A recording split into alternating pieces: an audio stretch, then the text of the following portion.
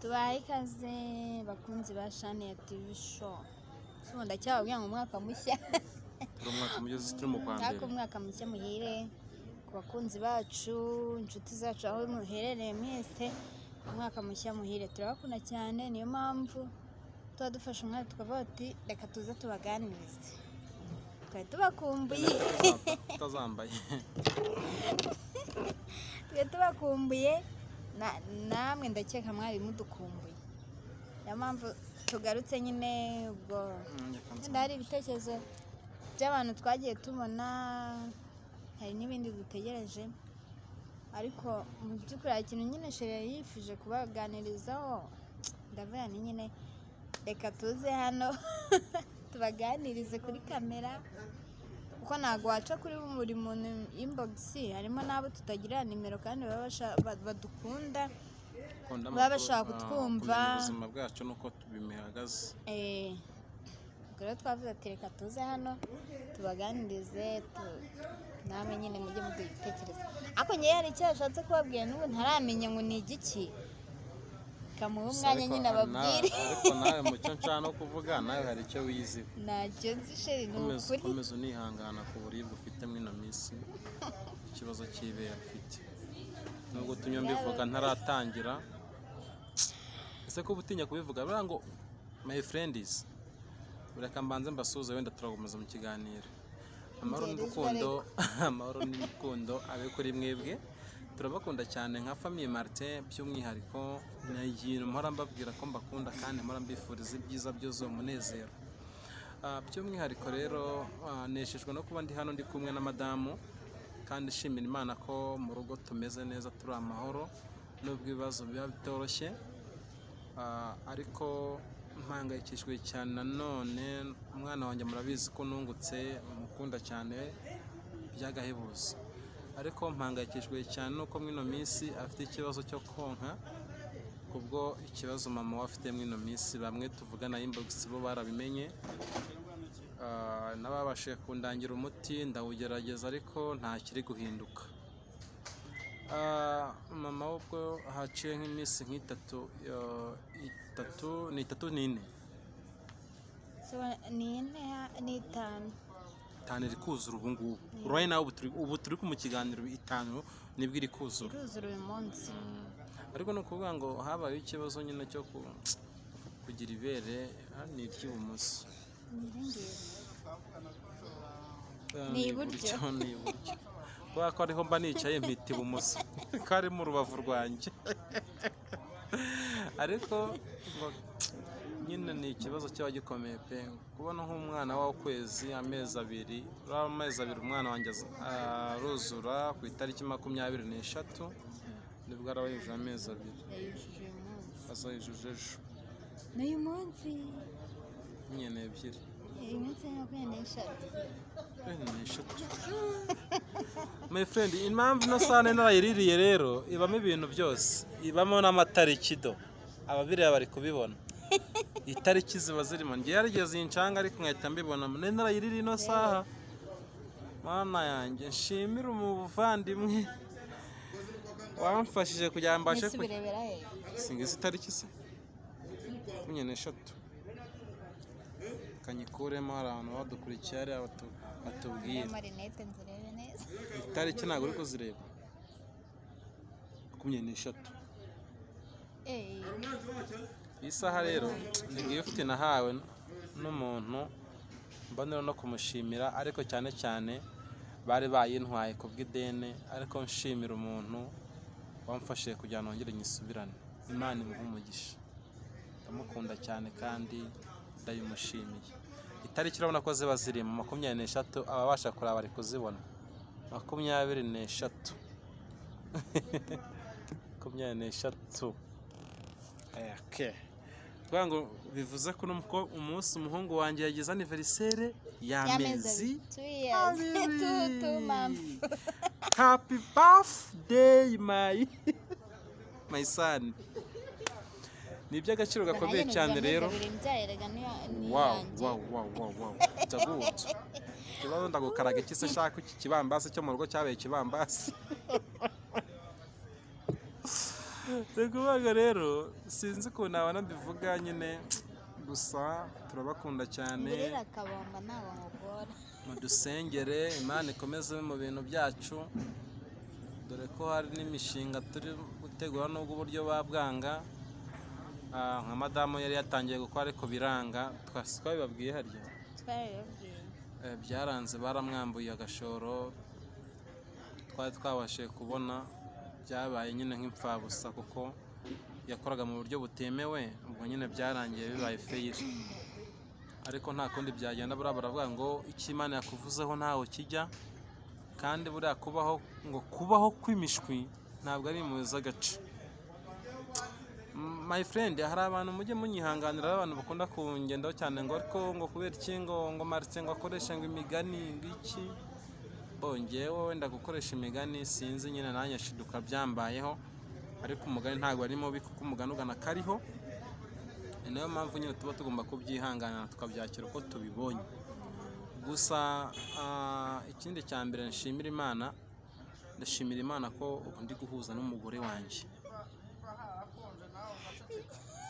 Ibintu byari bimaze iminsi bimbangamiye, binteye ikibazo gikomeye cyane. Njye buriya my friend, nk'abapapa mwubatse ingo mwebwe muranyumva cyane kurutaho. Iyo ufite nk'umudamu mutari guhuza mu rugo, nta mahoro yo mu mutima ugira, usibye no mu mutima nayo ku mubiri arabura. Naho mu nzira ugenda, no mu nzira ugenda bikugaragaraho. N'abamama ni uko, kuko urugo iyo rutarimo amahoro, igihe cyose umuntu ururimo nyine ahora afite ikibazo. Ubwo rero tukiri ku iyo ngingo y'abapapa y'ikijyanye n'umutekano w'urugo, urumva biba ari ikibazo. Noneho nk'iyo hajemo nk'ikibazo nk'iki twahuye nacyo, ukuntu madamu atari kubasha konsa umwana ngo ahage kubera kumwonsa ibere rimwe, ikibazo kitugoye pe, kiratugoye cyane. Kandi my friend, hari abashobora kubireba bakabibona iri bere riba ari rinini kuruta iri ngiri, kuko akenshi nyine ntabwo ndi mwonsa. Wenda nk'iyo yonse hari ukuntu wenda yonka nk'iri akarimaramo, sinzi uburyo yividuramo nyine akajya muri iri ngiri nkayamwonsa. Akenshi gashoboka nyine iri rihora ari ryo rinini, ariko kutamwonsa nyine kuva natangira ububabare, kuko uyu munsi ni uwa gatanu mbabara. Numva natangiye mbabara, hazamo imisonga hano, nkumva nyine ni ibintu by'imisonga bisanzwe, ariko nyuma nyine noneho yajyayo nkumva ndababara. Numva umunsi wa mbere hajemo imisonga, wa kabiri bigeze nka nimugoroba yajyayo nkumva ndababara. Nibwo nahise mvuga ntekane irimbe ndetse kuri muha, wenda hari igihe byashira iminsi bikarekera. Hari umuntu twagishije inama nyine turangira umuti turawukoresha biranga. Ariko mbona no kumushimira, ni ukuri Imana iguhe umugisha pe, wari wakoze neza, kuko njyewe wenda n'ubu turacyabikora, kuko hari igihe uvuga ati wenda umuti ntabwo ukiza uwukoresheje rimwe, ariko nta kintu kiragaragara cyo kuba wenda byakoroha ngo tubone ko hari ikimenyetso cy'uko nzakira. Oya, shaka ndi kuma iminwa cyane, bari guterwa nyine cyangwa twatuvuta twagishyireho usanga cyane yanseke mbabaye koko.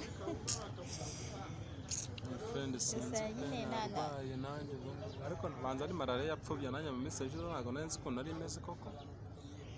Ntabwo biba byoroshye, gusa buriya ngo abashyize hamwe Imana irabasanga, nicyo kintu cya mbere njya niringira, kandi niringira ko Imana ibaho kandi ikora, kandi ngo iteje amapfa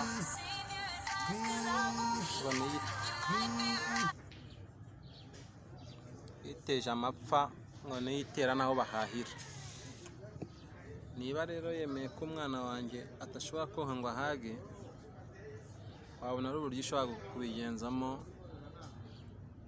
amata yo kunganira umwana akaboneka, ariko sinzi pe. None so kubona amarira ya ninjoro sheri, rero buriya wowe umaze nararira, ariko sheri reba ibintu nkorera,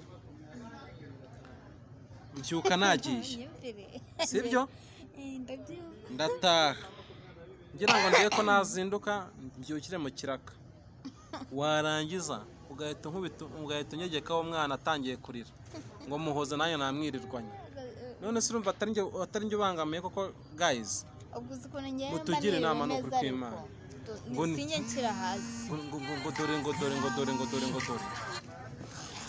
so umuntu yarutse guhamagara tukabona twitangira message, sinjya mushyira hasi ku manywa ukumva nirirwa mpetse. none reba guhekera ku ibere ribabara ni ikibazo, nkaribwa amukuramo amushyira mu ntoki bikanga, urumva bikancanga. noneho urumva maniriwe nzengera bagera nko mu ma saa 5 z'ijoro nabwo akiri kure. nimba ari inzara rero ariko ashobora kuba ari inzara kuko nyine urumva nimba yonka ibere rimwe yonka kabiri nimba ntago akibona ibimutunga bihagije, nkagera nko mu ma saa 5 akirira.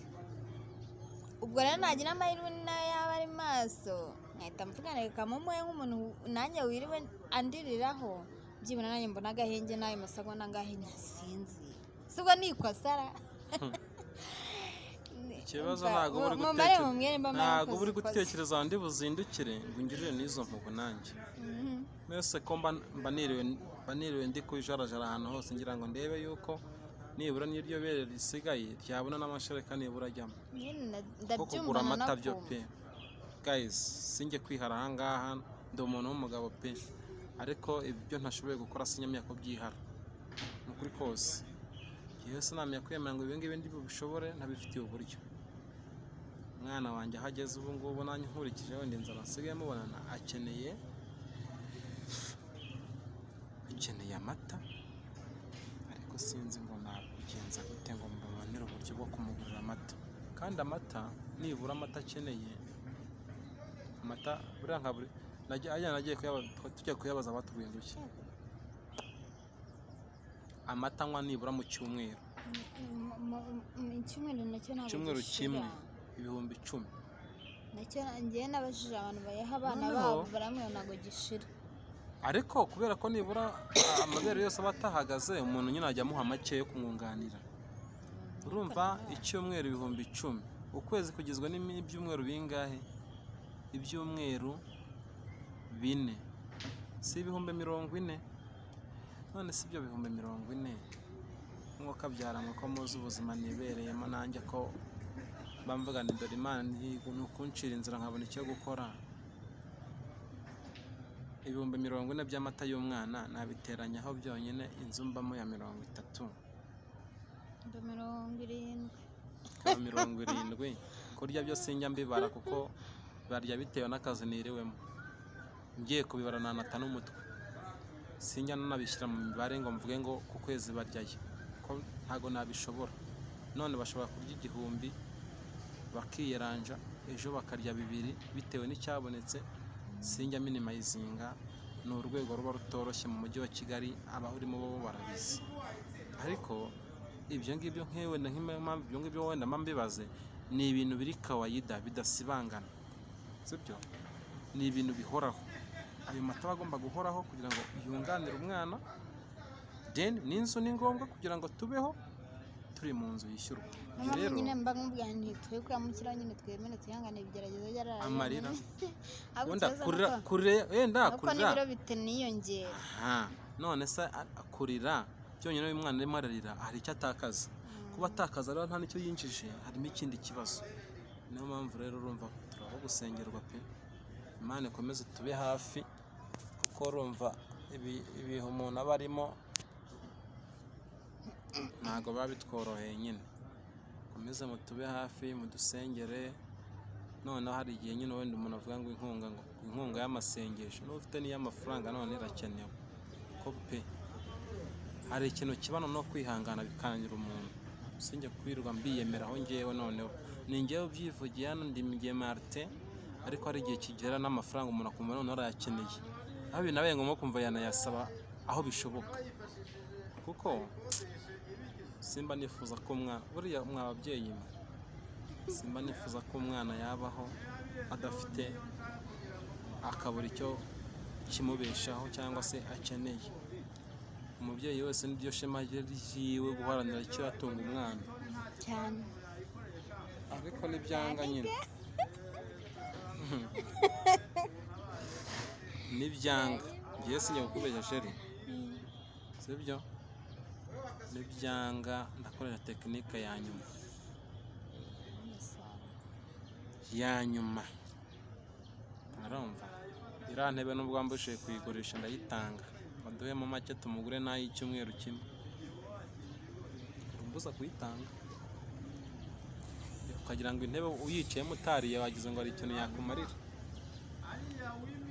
sinzi ko ndiyo nawe urandeba umwana arira mu nzu ngiye nkabyihanganira sheri iyo nanze kwitanga neranye n'abantu rero abadamu bakunda ibyiza mu nzu aba yumva ngo niyo ntebe ngo ibonetsemo ngo ihari sawa ahubwo noneho ikintu kiba cyise zirimo intebe rero bisa neza akabi gasekwa n'akeza hari ikintu ajya ahora nshinze umugore wanjye ariko sheri ngo wazihanganye ngo nanjye ngukangura ngo agateleviziyo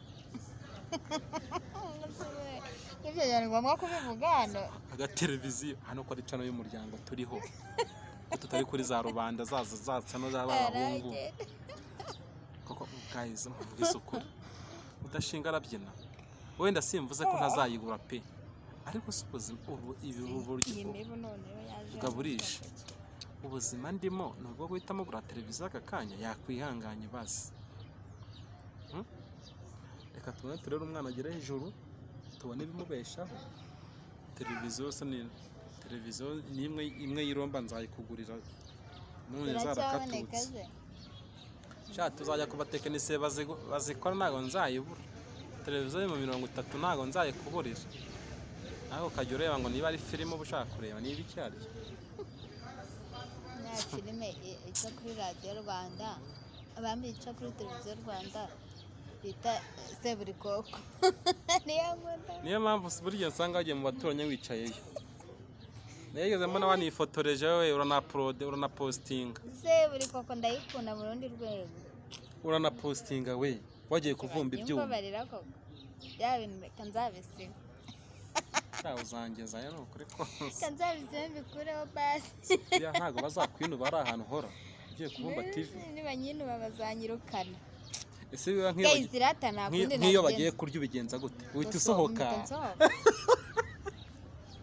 yagiye kujyamo mitatsohoka ariko byasa birakwira bwengeze batararya nyine nkabona bazanye ibiryo iyo bagiye kurya urasohoka uzabona ningejeje ni ukuri pe keretse wenda iyo bangariye ngira isoni basi kwa mugani nimba nari ndahantu bakabona ndasohotse bazanye ibiryo cyane ibintu biba bisekeje ariko igihe mbacunga kujisho nkahita ncaho turi gusoza rero nicyo babwira abantu badukurikiye kugira ngo ducunguze ubuyenda babona n'umugoroba kubye ikintu nababwira nyine bajye bansengera kuko uburibwe wenda ndaraho n'ubwo umwana batorohewe nawe aba ari kurera nawe atampaye agahenge ariko uburibwe cyane mbwumva nijoro kuko ku manywa wenda imisonga iratera mike ariko ubundi nijoro nibwo numva neza uburibwe bw'imisonga kandi njya mbye turebe ukuntu dusa ziri kwifotora birakwiye so wagira ko ibyo bintu burimo so mbwiye ngo urebe ngatubyore ngaho shyiraho ndebe nareba komeza uvuga ariko nta kibazo nose umunwa ndawufunze ni ukuvuga ngo nyine nijoro nyine ndara ndiba imisonga iza cyane nijoro iraza nijoro basezere ndebe ugiye hese basezere nyine ugiye he guys nta kibazo nkagenda amahoro n'urukundo akomeza abe kuri mwebwe ubwo ni akagaruka reka mubimasigiye nanjye ndaje manze ndebe mbikurikirane ndebe uko bimeze kamene nyiyegereje none nyine ibererana rinini rya nijoro haba harimo imisonga ikabije kuri nyine hari igihe nitekereza nkumva birancanze nkumva mbuze ikintu nkora ndaribwa imisonga ikandya ariko cyane uriya numva bicanze nkavuga si kumana mbigenze ntese mukure kwibera ariko nta kibazo kumukura kwibera none nta bushobozi mfite nta n'akazi ndatangira byibura wumva ngo ndagumugura n'ayo mata mva birancanze nkabura ukuntu mbigenza ariko nyine buriya Imana niyo nkuru mujye munsengera wenda nzakire ko kwivuza bwo numvise rihenze ko nigeze kuganirizaho umuganga wo muri farumasi ngira ngo numve ko yamutunini tukamfasha, arambwira ati nta binini naguha bataragusuzuma ngo urebe ko atari kanseri irimo. Ubwo rero bimpa kwibaza nabase yaba koko ari kanseri nkagura ibinini muri farumasi ntibimfashe, hano akavuriro duturanye kitwa ko katwegereye ni kakavuriro n'umuntu ugenda bagafata ibizami bya nica n'ikize rimwe na rimwe hari igihe babura n'indwara. Seshe muracyari kumwe ariko nawe rero uzangezayo ari kubaganiriza uwo basezera cyo kuri ubu mwana yarize nagararira asha tugende nagararira ariko naba ndi kumwumva tugende ariko umwana yarize uri kumva. Ubwo rero navuze ne wenda nimba na wenda ukuntu njya ukavuriro kandi kari kure y'iwacu kagerageza kuvura nkabona uko ntega nkajyayo ngo nzajyayo barebe ko kari kanseri. Ariko uwo muganga nyine namuganije arambwira ati ashobora kuba ari kanseri ngewe nkaguha ibinini bigufasha n'ubundi ntibigire ikintu bikumarira ukaba uyatangiye ubusa. Rero ndavuga n'ubundi nzarindira njye kwa muganga, ariko noneho byiza numva noneho ngiye gupfa pe. Inshuti zanjye rero mugomeze mu nsengere mumbe hafi, ni ukuri nk'iyi minsi mfite ibibazo numva ni ibibazo pe, ko nawe navuga ko ari ibisubizo cyangwa nta kibazo mfite kandi mfite uburibwe bungana gutya. Ihangane ushobora kugira kuri Imibu yaje nibo yaje nyine tugende. guys, bye rero Imana ibahe umugisha kandi turabakunda cyane nka famille Marite, turabakunda Shane ya TV show. Mugomeze mukore subscribe, share na comment ntibibure, turabakunda nakagaruka. Ikiganiro naho ubu nawe ubutaha.